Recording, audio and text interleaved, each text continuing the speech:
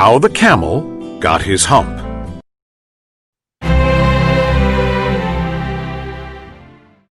In the beginning of years, when the world was so new and all, and the animals were just beginning to work for man, there was a camel, and he lived in the middle of a howling desert, because he did not want to work, and besides, he was a howler himself. So he ate sticks and thorns and tamarisks and milkweed and prickles, most excruciating idle, and when anybody spoke to him, he just said, "Humph!" Just humph, and no more. Presently the horse came to him on Monday morning, with a saddle on his back and a bit in his mouth, and said, "Camel, oh camel, come out and trot like the rest of us." "Humph," said the camel, and the horse went away and told the man.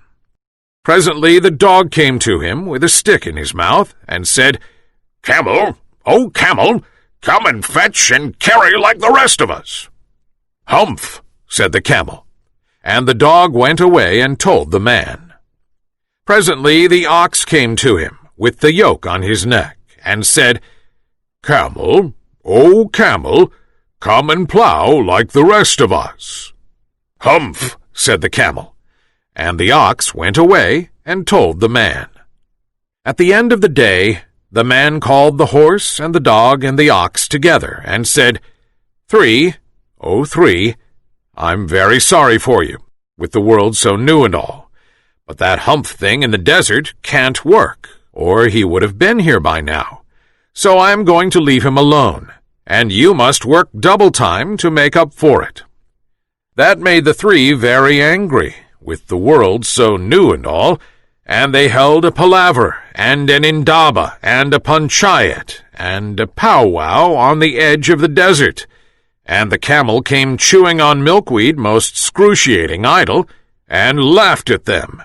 Then he said, "Humph," and went away again.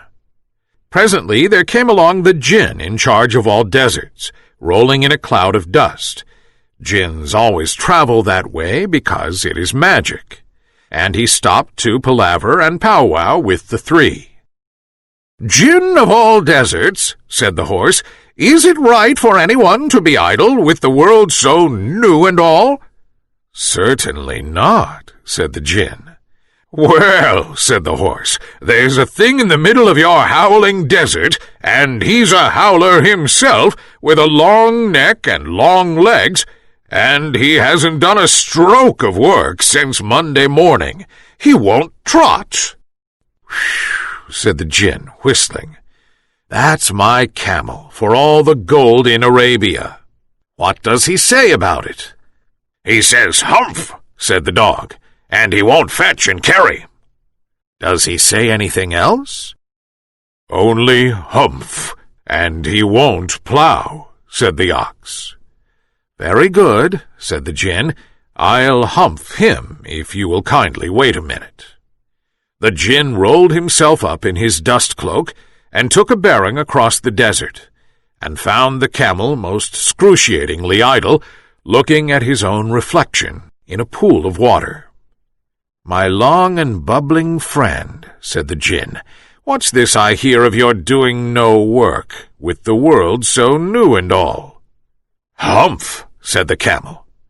The jinn sat down, with his chin in his hand, and began to think a great magic, while the camel looked at his own reflection in the pool of water.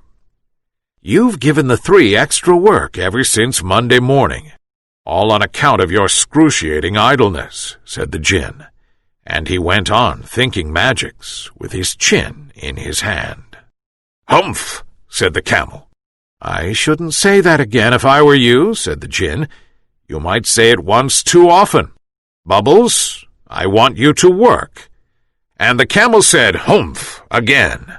But no sooner had he said it than he saw his back, that he was so proud of, puffing up and puffing up into a great big lolloping humph.